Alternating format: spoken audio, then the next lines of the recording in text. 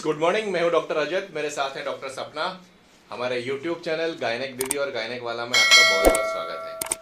हमारी infertility series को जारी रखते हुए आज का हमने जो टॉपिक चुना है वो है ओव्यूलेशन इंडक्शन और फॉलिकुलर मॉनिटरिंग। ओव्यूलेशन इंडक्शन का मतलब होता है कि जब हम लोग पेशेंट को बीज बनने के गोली या फिर टैबलेट या फिर इंजेक्शन देते हैं, उसको ओव्यूलेशन इंडक्शन बोलते हैं। Ovulation induction natural cycle IUI या आईवीएफ में करते हैं। हम लोग मेनली जो बात करेंगे वो आईयूआई या नेचुरल साइकिल की बात करेंगे। आईवीएफ के बारे में हम लोग बात नहीं करेंगे।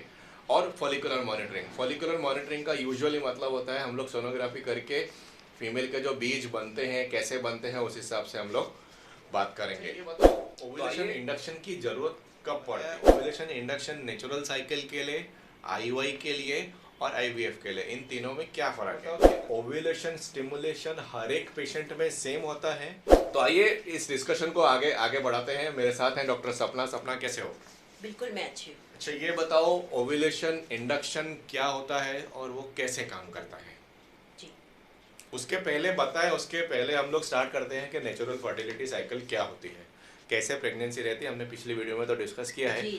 ओव्यूलेशन इंडक्शन को आगे बढ़ाने से पहले नेचुरल फर्टिलिटी समझाते हैं अपने व्यूअर्स को। मैं थोड़ा सा एक ब्रीफ में बैकग्राउंड देती हूँ कि जैसे कोई कपल आते हैं कि जिनको लंबे समय से प्रेगनेंसी नहीं रुक रही और वो घर पे ट्राई कर रहे हैं, तो हम लोग उनका सब एक बार बेसलाइन चेकअप करने के बाद, हार्मोनल टेस्ट करने के बाद उनको पीरियड्स के सेकेंड या थर्ड डे पे हम नॉर्मली बुलाते हैं। और सेकेंड और थर्ड डे पे बुलाने का एक मेजर कारण होता है कि अगर हमको उनमें बीज बनाने का गोली चालू करना है, जो आप ओव्यूलेशन इंडक्शन बोल रहे हैं, तो अगर वो गोली चालू करना है तो हमारे लिए सेकंड और थर्ड डे बहुत इंपॉर्टेंट है।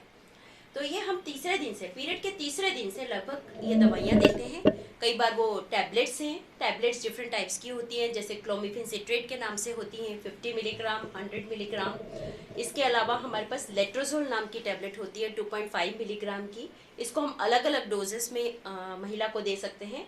और इंजेक्शंस होते हैं जिसमें फॉलिकल, एफएसएच के इंजेक्शंस या एचएमजी के इंजेक्शंस, ये कॉम्बिनेशंस में हम दे सकते हैं। इसलिए हमारे लिए सेकंड डे और थर्ड डे बहुत ज़्यादा इंपॉर्टेंट है, क्योंकि अगर हमको उनका इंडक्शन स्टार्ट करना है तो हमको साइकिल की स्टार्टिंग में करना पड़ेगा। अभी स्टेप नंबर 1 है कि कई बार क्या होता है, महिलाएं आके बोलती है कि मेरा अभी पीरियड चालू है, क्या चेकअप करना ज़रूरी है?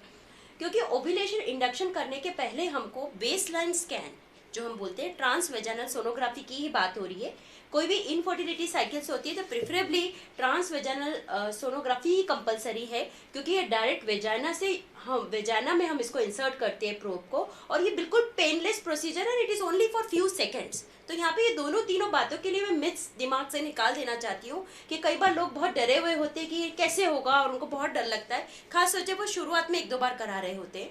लेकिन मैं उनको जब काउंसिल करती हूँ, जब मैं टेस्ट करती हूँ, तो जब मैं उनसे पूछती हूँ कि क्या आपको कोई तकलीफ हुआ, तो बोलते नहीं, हमको तो पता भी नहीं पड़ा कि ऐसा कुछ हुआ है, क्योंकि वो वेजाना के एकदम यूट्रस के पास में होता है, ओवरीज के पास में होता है। तो हमको ओवरऑल रेजोल्यूशन और क्लैरिटी ज़्यादा अच्छी मिलती है, और हम बहुत ज़्यादा अच्छे से स्टडी कर सकते हैं, सोनोग्राफी कर सकते हैं।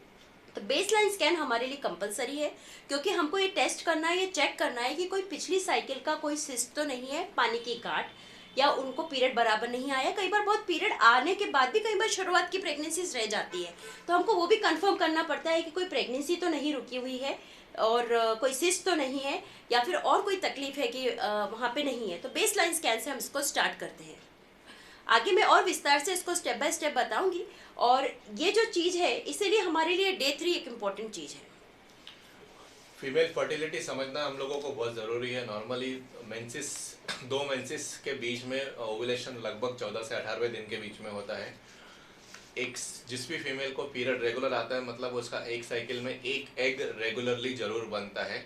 वो एग जब हम लोग ओव्यूलेशन इंडक्शन करते हैं तो हमारा टारगेट होता है एक या एक से ज़्यादा अंडे बने, और उस एग बनने की जो मेडिसिन हम लोग चालू करते हैं यूजुअली दूसरे, तीसरे, चौथे दिन से चालू करते हैं। अलग अलग प्रकार की मेडिसिन, इंजेक्शन अलग अलग दिन पे चालू करते हैं। उसके बाद हम लोग 10वें दिन से सोनोग्राफी करके फॉलिकल मॉनिटरिंग करते हैं, जिसके बारे में हम लोग अगली वीडियो में बात करेंगे। अच्छा, ये बताओ ओव्यूलेशन इंडक्शन की ज़रूरत कब पड़ती है? मतलब शुरू में कोई भी यंग कपल आता है, थोड़े टाइम से प्रेगनेंसी के लिए ट्राई कर रहे हैं, तो हम लोग ओव्यूलेशन इंडक्शन करते हैं, या फिर कुछ समय के बाद करते हैं? यस। तो सबसे इम्पोर्टेंट है कि हमको केस टू केस वाइज जाना पड़ता है।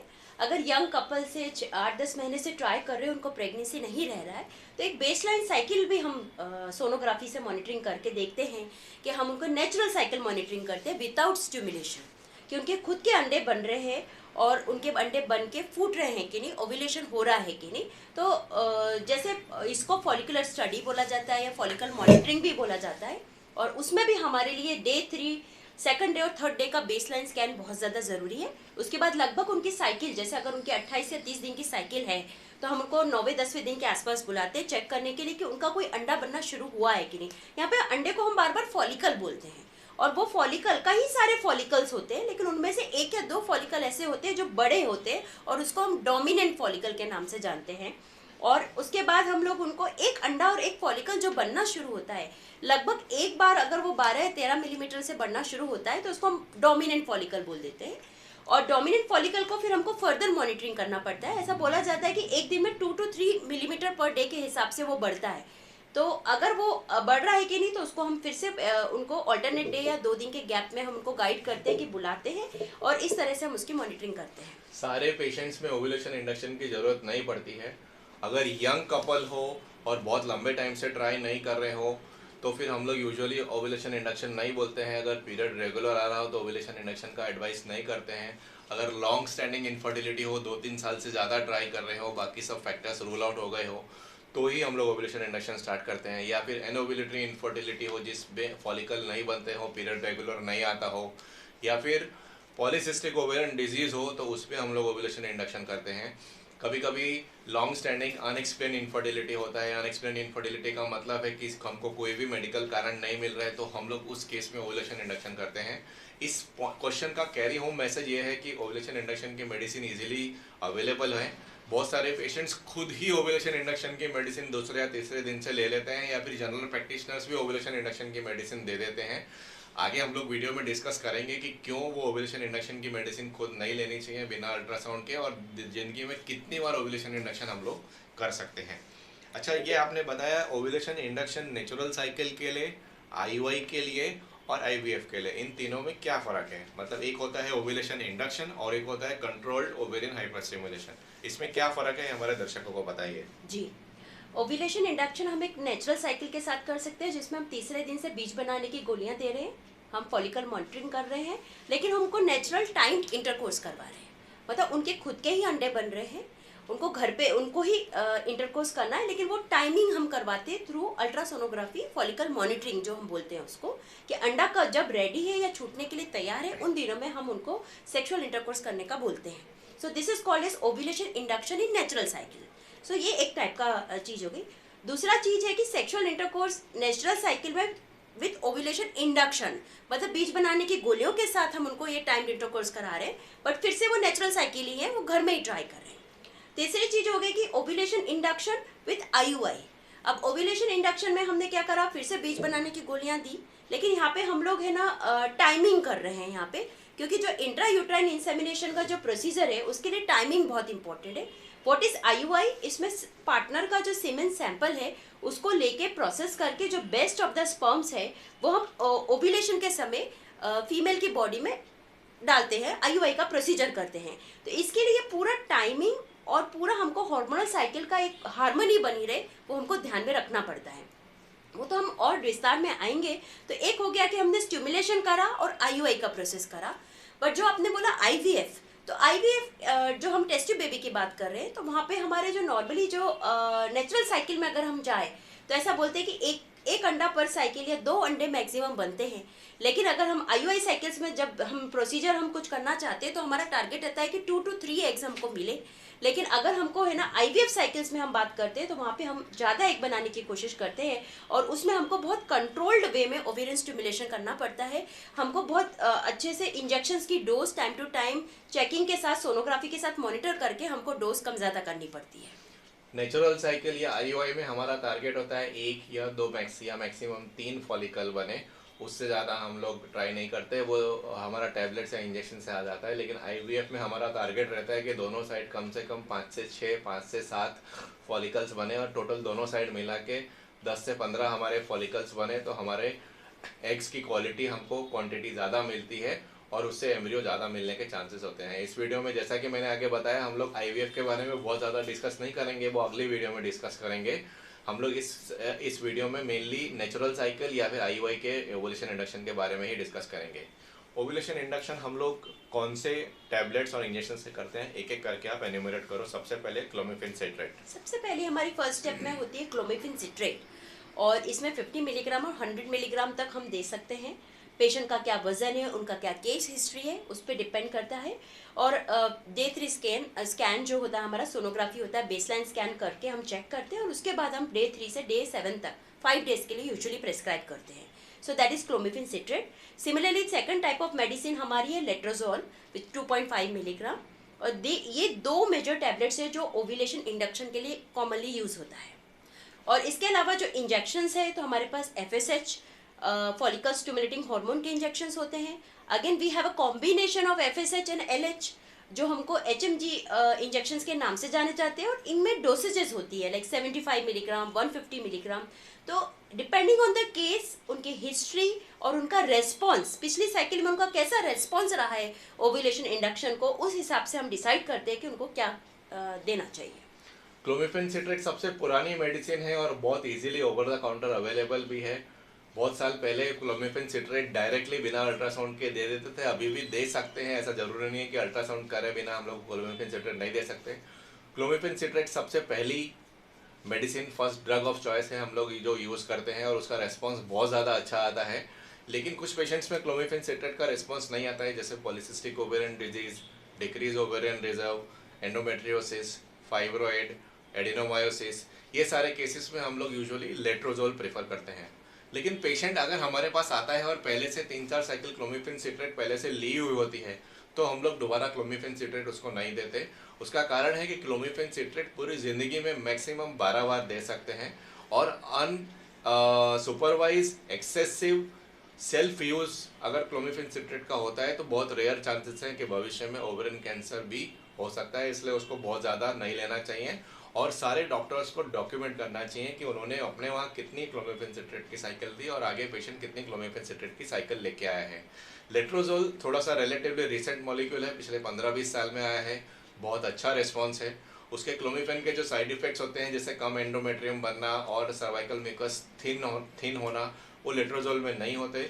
ओवेरियन हाइपरस्टिमुलेशन के चांसेस थोड़े से कम होते हैं और बहुत ही अच्छी है। और अभी तक ऐसी कोई स्टडीज़ नहीं आई है कि लेट्रोजोल हम लोग इतनी ही साइकिल के लिए दे सकते हैं, हम लोग उसको लंबे टाइम तक भी दे सकते हैं। इसलिए अभी धीरे धीरे लास्ट फ्यू ईयर्स में letrozole first drug of choice बनती जा रही है ओव्यूलेशन स्टिमुलेशन के लिए।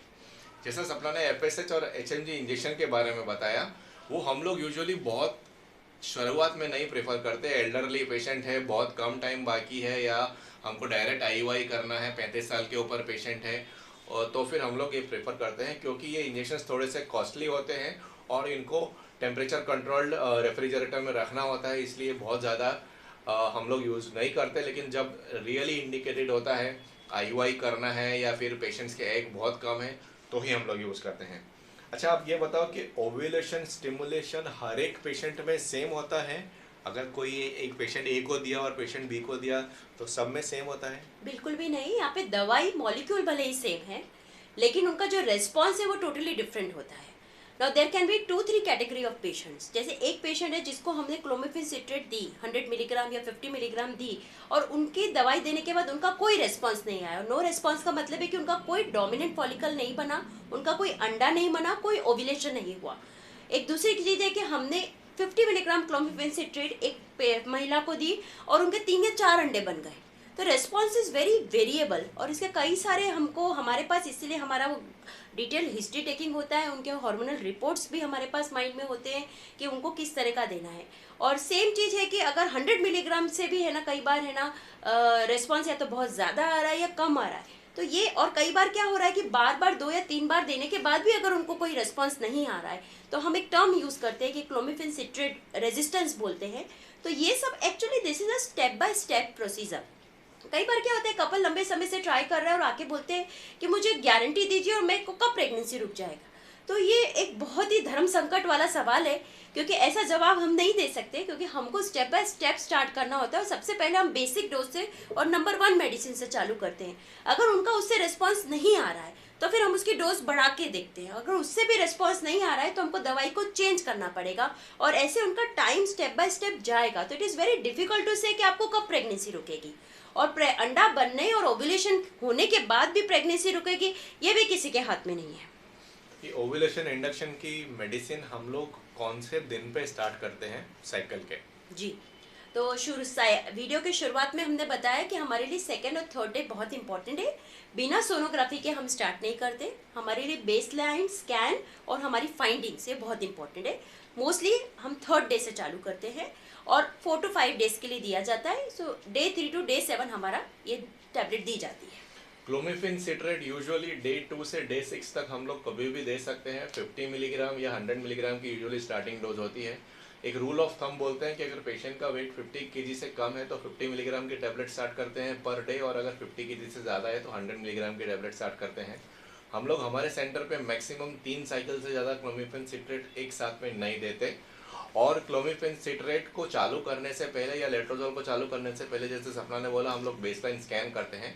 बेसलाइन स्कैन में अगर हमको प्रीवियस साइकिल का रेमिनेंट कॉर्पस लिटल सिस्ट या कोई फॉलिकल सिस्ट या ल्यूटिनाइज अनरप्चर्ड फॉलिकल दिखता है या फिर एंडोमेट्रियम ज़्यादा होता है तो हम लोग ओव्यूलेशन इंडक्शन स्टार्ट नहीं करते। लेट्रोजोल को खाली डे 3 से ही चालू कर सकते हैं, डे 4 या डे 2 से नहीं चालू कर सकते।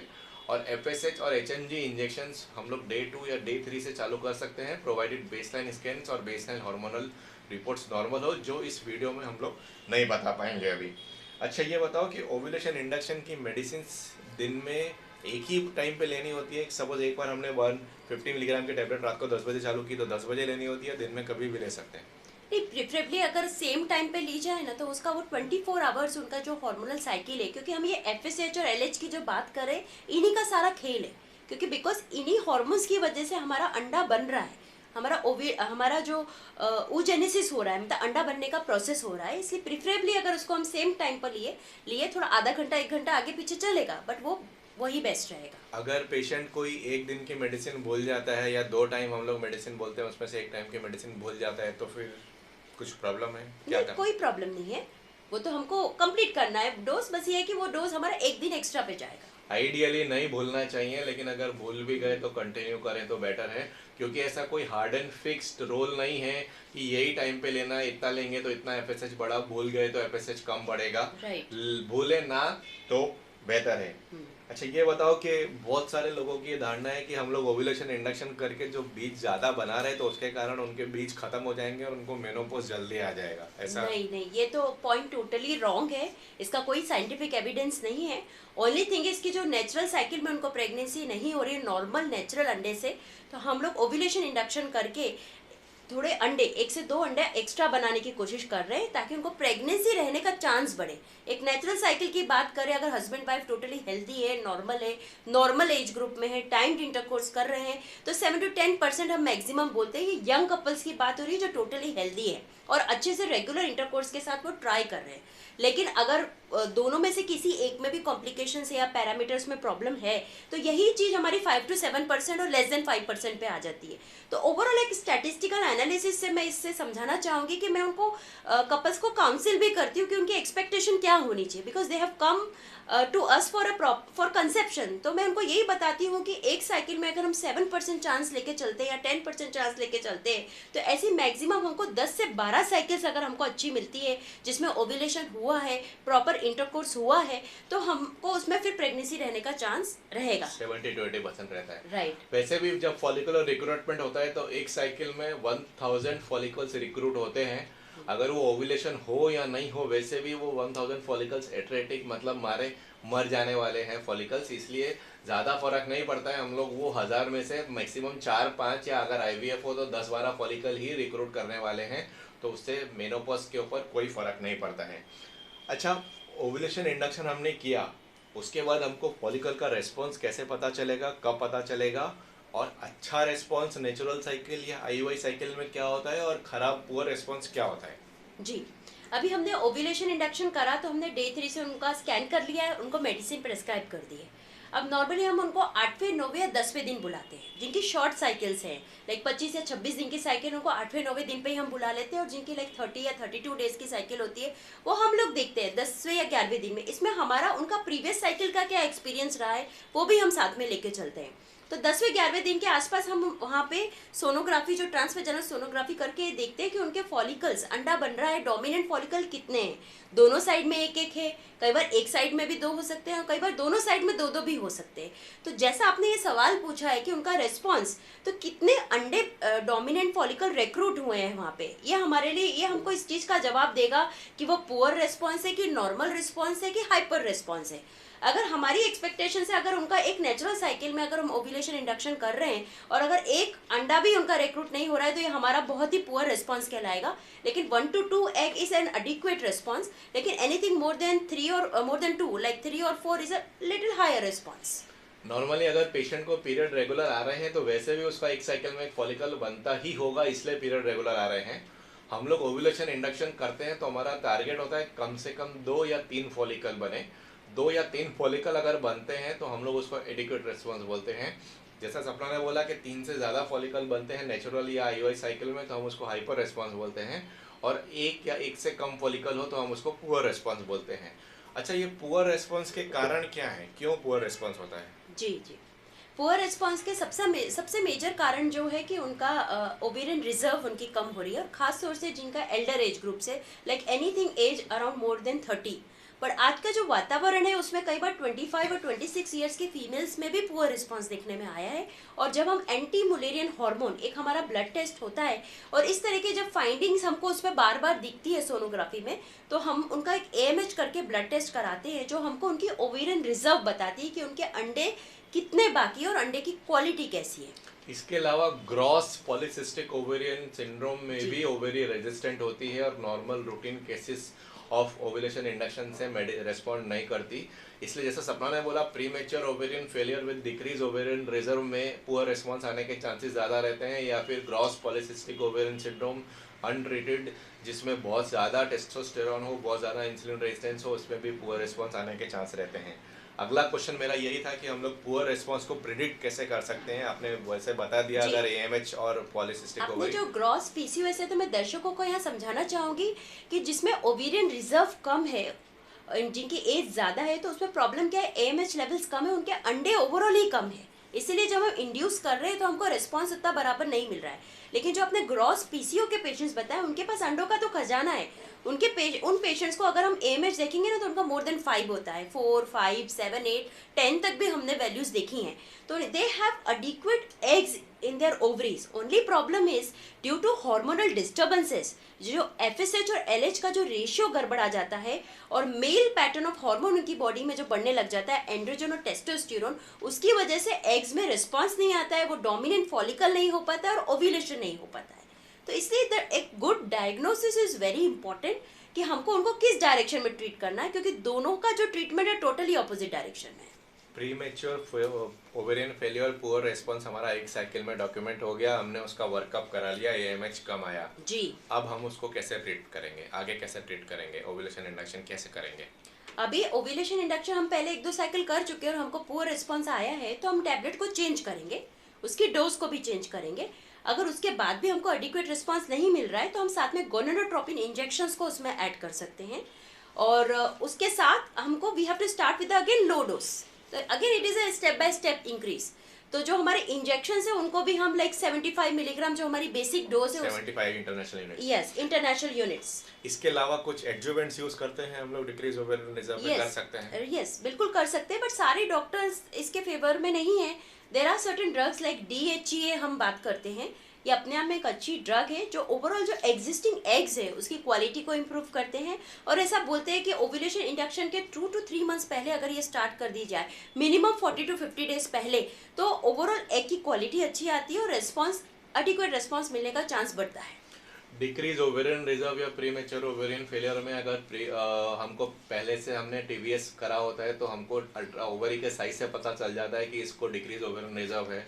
उसको हम लोग AMH से कोराबोरेट कर सकते हैं कि सही में वो डिक्रीज ओवेरियन रिजर्व है।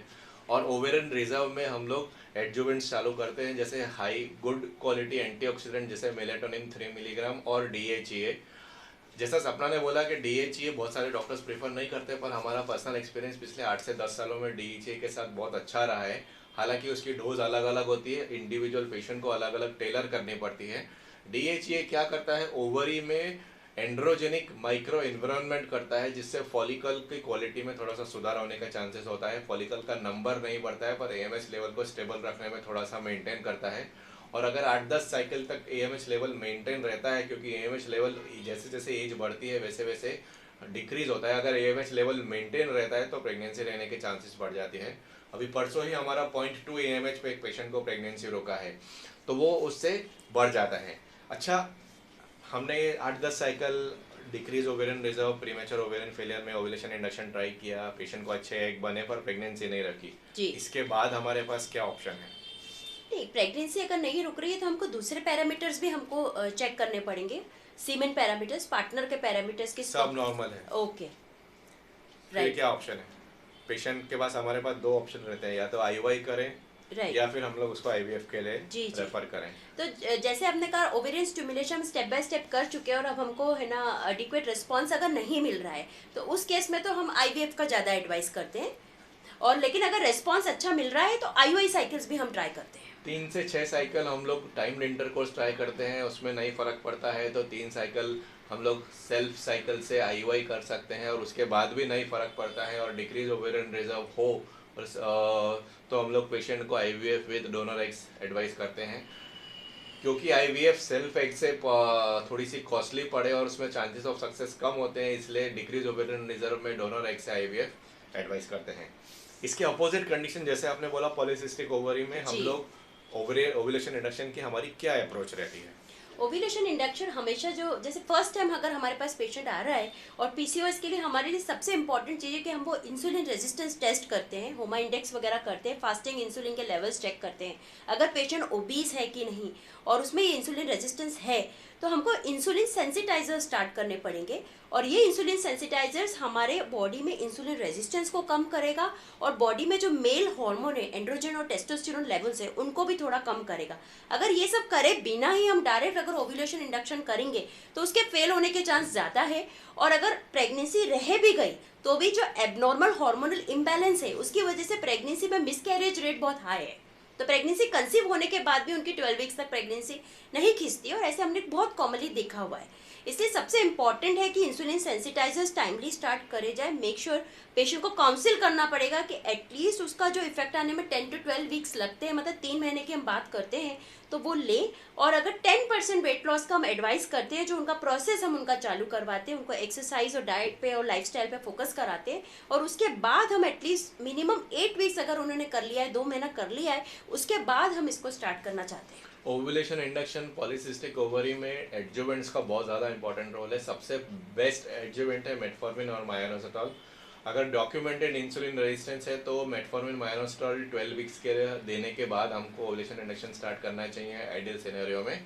उसके अलावा अगर प्रोलैक्टिन ज़्यादा है तो हम लोग कैबरगोलिन भी स्टार्ट करते हैं, और कुछ केसेस में नॉन कंजेनिटल एड्रिनल हाइपरप्लेजिया होता है तो उसमें हम लोग डेक्सामेथासोन भी देते हैं, पर वो हर एक केस को इंडिविजुअलाइज करके देते हैं, सारे केसेस में बिना देखे नहीं दे सकते। लेकिन जैसे ही एडजुवेंट्स की इफेक्ट आने लगती है तो पॉलीसिस्टिक ओवरी में रिस्पॉन्स आ जाता है, क्योंकि वो बेसिकली एनोवुलेटरी इनफर्टिलिटी होती है। और एक बार ओवुलेशन होने लग गया तो पॉलीसिस्टिक ओवरिन सिंड्रोम में 8 से 9 महीने में प्रेगनेंसी रुक जाती है। अच्छा, सबसे ज़्यादा इंपॉर्टेंट सवाल, क्या ओवुलेशन स्टिमुलेशन के कोई साइड इफेक्ट्स हैं, कोई रिस्क है? जी, अगर कंट्रोल तरीके से करा जा रहा है और ऐसा नहीं कि हम अनगिनत साइकिल करते ही जा रहे हैं। जैसे आपने पहले भी बताया कि एक पूरी लाइफ टाइम में क्लोमिफेन सिट्रान हमको 10 to 12 साइकिल से ज़्यादा नहीं देना चाहिए। तो ये उसका एक रिस्क है कि हमको बहुत ज़्यादा लंबे समय तक स्टिमुलेशन नहीं करना चाहिए। अगर पेशेंट कंसीव नहीं हो रहा है तो उनको डिफरेंट मैनेजमेंट जो उनके केस में ज़रूरी है वो हमको एडवाइस करना चाहिए और टाइमली एडवाइस करना चाहिए। सेकंड चीज़ है कि कई बार ये स्टिमुलेशन से हाइपर स्टिमुलेशन हो जाता है, जिसको हमारी मेडिकल लैंग्वेज में ओवेरियन हाइपर स्टिमुलेशन सिंड्रोम कहा जाता है, OHSS। तो इसमें क्या होता है कि हमारी एक्सपेक्टेशन से अंडे ज़्यादा बन जाते हैं, may be like more than 4 या 5 अंडे बन जाते हैं, और उसमें कई बार पेशेंट को बहुत severe abdominal pain, lower abdominal discomfort, कई बार पेट में पानी भर जाना, सांस भरने लगना, ये सब कॉम्प्लिकेशंस हो सकते हैं। बट अगर हम कंट्रोल तरीके से करते हैं तो मोस्टली ये होने का चांस बहुत कम है। ओवेरियन हाइपरस्टिमुलेशन सिंड्रोम नहीं होना चाहिए मॉडर्न इनफर्टिलिटी ट्रीटमेंट में। अगर वो होता है तो उसको हमको तुरंत हायर सेंटर पे रेफ़र करना चाहिए और जो एक्सपर्ट है उसको रेफ़र करना चाहिए, क्योंकि कभी कभी पेशेंट सीरियस हो जाता है। बहुत रेयर कॉम्प्लिकेशन है, हमने बहुत कम पेशेंट्स देखे हैं। लेकिन ओवेरियन कैंसर भी हमने नहीं देखा है, इसका मतलब ये नहीं है कि आप ओवुलेशन स्टिमुलेशन ना करें, लेकिन अनसुपरवाइज तरीके से ओवुलेशन स्टिमुलेशन नहीं करें। ओव्यूलेशन स्टिमुलेशन या ओव्यूलेशन इंडक्शन से क्या बच्चा जो होगा उससे उसमें कोई तकलीफ हो सकती है? बिल्कुल भी नहीं, क्योंकि जैसे हम ओव्यूलेशन इंडक्शन हम क्यों कर रहे हैं, जो चीज़ नेचुरली नहीं हो रहा है उसको हम आर्टिफिशियली करवा रहे हैं। जो बॉडी में जो एनओव्यूलेटरी साइकिल्स है कपल्स में, फीमेल्स में, उसमें हम ओव्यूलेशन करवा रहे हैं। उनको प्रेगनेंसी, उनका ही अंडा है, उन्हीं की बॉडी से है, तो ये टोटली माइंड से निकाल देना चाहिए। और खास तौर से जो आपने बच्चे के बारे में पूछा, इसीलिए पीसीओएस पेशेंट या कोई भी अनप्लान प्रेगनेंसी मत करिए। जब भी ओव्यूलेशन इंडक्शन के लिए हम साइकिल स्टार्ट करते हैं या प्लानिंग करते हैं तो पहले से ही कपल्स में हम महिला को खास फॉलिक एसिड, विटामिन B12 और विटामिन डी, ये भी बहुत ज़्यादा डेफिशिएंसी देखने में आ रही है, वो पहले से ही चालू कर देते हैं। और ये सब चालू होता है और साथ में अगर ये होता है तो उससे बच्चे में डिफेक्ट्स नहीं आते। लेकिन अगर जेनेटिकली जो फीटस बन रहा है, अगर उसमें क्रोमोसोमल प्रॉब्लम्स है तो मिसकैरेजेस और ये सब देखने में आते हैं। जैसा सपना ने बोला कि अनप्लान्ड प्रेगनेंसी में बच्चे में कंजेनिटल एनोमलीज आने के चांस ज़्यादा रहते हैं। अगर हमने पेशेंट हमारे पास आया और फर्स्ट साइकिल से ही ओवुलेशन इंडक्शन चालू कर दिया और तब उसको फॉलिक एसिड या विटामिन B12 चालू नहीं थी, तो बच्चे में कंजेनिटल एनोमलीज आने के चांसेस ज़्यादा रहते हैं। इसलिए हम लोग हमारे सेंटर पर ट्राई करते हैं कि 3 to 4 साइकिल्स बॉडी में फॉलिक एसिड, विटामिन B12 जाए, उसके बाद ही हम लोग ओवुलेशन इंडक्शन करें। अगर पेशेंट को पीरियड रेगुलर आ रहा है तब तक लाइफस्टाइल और डाइटरी मैनेजमेंट से ही और टाइम इंटरकोर्स से ही हम लोग ट्राई करते हैं। हालांकि कुछ सालों पहले, लगभग 8 से 10 साल पहले, लेट्रोजोल को सपोजिटली कोई कंजेनिटल एनोमली होने के कारण बैन किया गया था, पर उसके अगेंस्ट कोई एविडेंस नहीं मिला, इसलिए लेट्रोजोल फॉर ओवुलेशन इंडक्शन वापस स्टार्ट किया। आखिरी सवाल इस सेशन का, ओवुलेशन इंडक्शन से माँ को क्या तकलीफ हो सकती है? कुछ होती है पेशेंट को? पेशेंट को कोई तकलीफ नहीं होती है। जैसे कि अगर 2 या 3 अंडे बन रहे होते हैं तो ओव्यूलेशन के समय शायद नॉर्मल पेट में डिस्कम्फर्ट या थोड़ा भारीपन या पेन रहता है, बट वो तो नॉर्मल साइकिल्स में भी होता है। इट डज नॉट डिपेंड कि एक अंडा। हाइपर स्टिमुलेशन में ज़्यादा तकलीफ होती है, जो आपने जैसे बताया कि इट इज़ वेरी रेयर, तो उससे फीमेल को कोई तकलीफ नहीं होती है। इसके अलावा 2 और ओवुलेशन इंडक्शन की मेडिसिन मार्केट में लॉन्च हुई है। एक टेमोक्सिफेन है जो क्लोमिफेन सिट्रेट की सिस्टर कंसर्न जैसी ही टैबलेट है। वो जिस केसेस में क्लोमिफेन से एंडोमेट्रियम बहुत थिन रहता है, परसिस्टेंट, उस केस में हम लोग यूज़ कर सकते हैं। और दूसरी है एनेस्ट्रोजोल, वो लेट्रोजोल की सिस्टर कंसर्न टैबलेट जैसी है, वो एरोमेटेज इनहिबिटर है 3rd जनरेशन। लेकिन हमारे पर्सनल एक्सपीरियंस में लेट्रोजोल और क्लोमिफेन से बेटर रेस्पॉन्स कोई और टैबलेट से आता नहीं है, क्योंकि सेम ही ग्रुप की बाकी टैबलेट्स हैं, इसलिए यही टैबलेट्स हम लोग यूज़ करते हैं। बात रही IVF में ओवुलेशन स्टिमुलेशन की, वो जब हम लोग IVF का सेक्शन करेंगे, IVF की सीरीज करेंगे, तब हम लोग बात करेंगे। तो ये था हमारा ovulation induction topic, natural cycle और IUI के लिए।